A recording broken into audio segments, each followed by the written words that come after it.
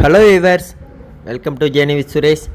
இன்றைக்கி நம்ம சேனலில் ஒரு புதுமையான டிஷ், அதாவது ரோட்டு கடை தட்டுக்கடைகள்லாம் போடுவாங்கள்ல, குருமா ரொம்ப சூப்பராக இருக்கும்ல, அதே மாதிரி சால்னா, மதுரை ஸ்டைல் ரோட்டு கடை சால்னாவை பற்றி பார்க்க போகிறோம்.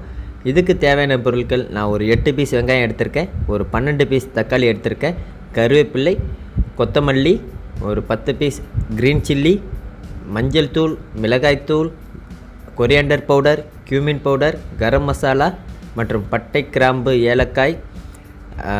கல்பாசி என்கிட்ட இல்லை இன்றைக்கி, அதனால் கல்பாசி போடல. கல்பாசி போட்டிங்கன்னா அந்த மனமே வேறு லெவலில் இருக்கும். அப்புறம் அரைக்கிறதுக்காக கொஞ்சோண்டு பொட்டுக்கடலை, கடலை, தேங்காய் எடுத்துருக்கேன். வாங்க தொடர்ந்து வீடியோ பார்க்கலாம். சட்டியை சூடு பண்ணிக்கிட்டு குக்கிங் ஆயிலை போட்டுங்க.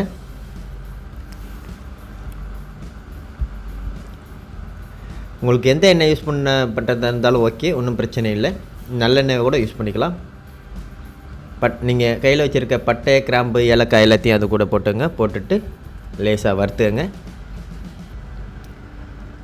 அதுக்கப்புறம் நம்ம கையில் வச்சுருந்த 8 பீஸ் வெங்காயத்தை பொடி பொடியாக நறுக்கி வச்சுருக்கோம். அந்த பொடி பொடியாக நறுக்கின வெங்காயங்களை அது கூட ஆட் பண்ணிக்கோங்க.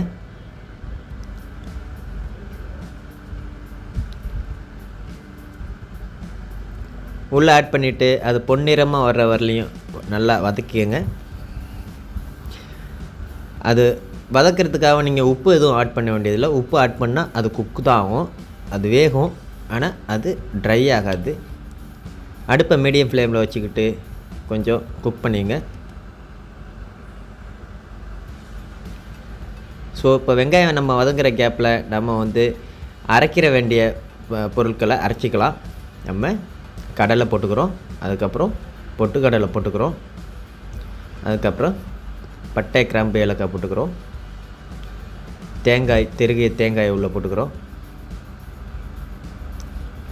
லேசாக வார்ம் வாட்டர். அதுக்கப்புறம் பச்சை தண்ணி ஊற்றாதீங்க, தேங்காய் இருக்கிறதால ரொம்ப பிடிக்கும், அதனால் லைட்டாக வார்ம் வாட்டர் அதுக்குள்ளே ஊற்றிட்டு நல்லா அதை பேஸ்ட்டாக அரைச்சி வச்சுக்கிறோம். ஸோ பேஸ்ட்டை அரைச்சி அதை ஒரு பவுலில் எடுத்து வச்சுக்கோங்க. அதுக்கப்புறம் அதுக்குள்ளே நம்ம வெங்காயம் இப்போ தயாராக இருக்கும். ஸோ ஆல்மோஸ்ட் நம்ம வெங்காயம் தயாராகிடுச்சு. அடி பிடிக்காமல் அதை தொடர்ந்து கிண்டிக்கிட்டு வாங்க.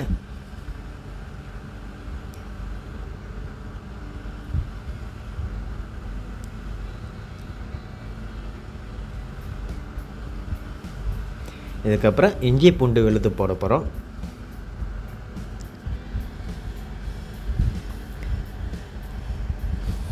இதையும் சேர்த்து நல்லா மிக்ஸ் பண்ணுங்க. க்ரீன் சில்லி அது கூட ஆட் பண்ணுறோம். ஏன்னா இஞ்சி பூண்டு விழுது ஆட் பண்ணும்போது நமக்கு அடி பிடிக்கிறதுக்கு வாய்ப்பு இருக்குது. அதனால் குயிக்காக இஞ்சி பூண்டு விழுது போட்ட உடனே மிக்ஸ் பண்ணி விட்ருங்க. இப்போ நம்ம நறுக்கி வச்சுருந்த வெங்காயங்கள் கிட்டத்தட்ட நான் ஒரு 12 வெங்காயம் 12 தக்காளி எடுத்திருக்கேன். 8 வெங்காயம் 12 தக்காளி. இப்போ 12 தக்காளியை பொடி பொடியாக நறுக்கினதை அது கூட ஆட் பண்ணியிருக்கேன்.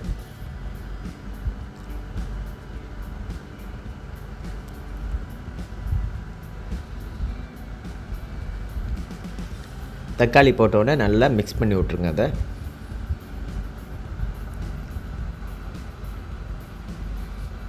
ஸோ தக்காளி லேசாக மசிய ஆரம்பிச்சிருச்சு.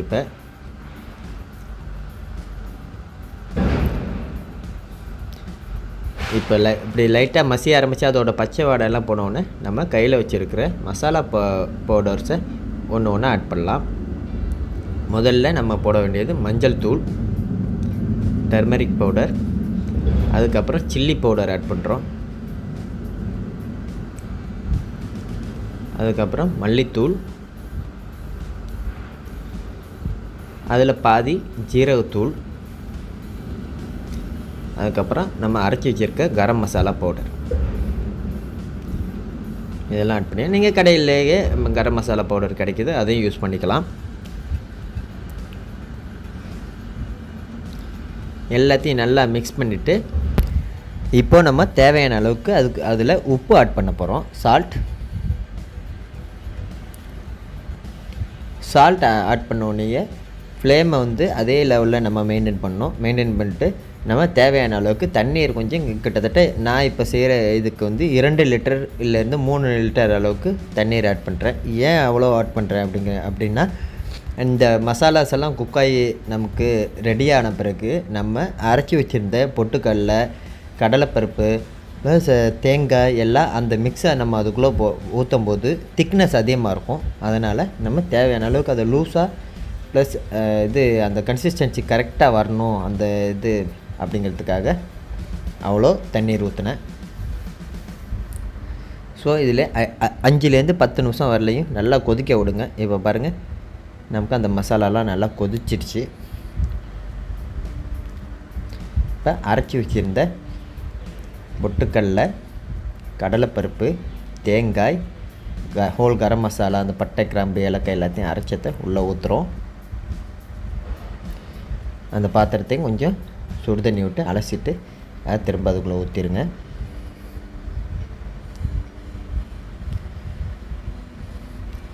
இப்போ நீங்கள் ஊற்றும் போதே உங்களுக்கு அந்த வாசனை வந்து நல்லா வரும். திரும்பவும் அதை இன்னொரு வாட்டி நல்லா கொதிக்க விடுங்க.